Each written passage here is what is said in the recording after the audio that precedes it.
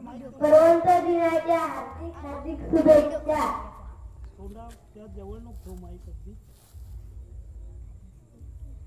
Doctor बाबासाहेबांच्या आयुष्याबद्दल बोलायचे झाले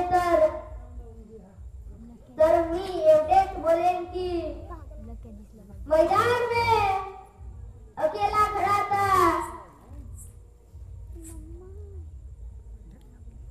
मैदान में भीम अकेला खड़ा था, बुद्धि के ठेकेदारों से बुद्धि से लड़ा था. हजारों बार दुश्मनों ने किए थे मगर एक एक बार कलम पर झेला था. उसका नाम डॉक्टर भीमराव आंबेडकर था. धन्यवाद.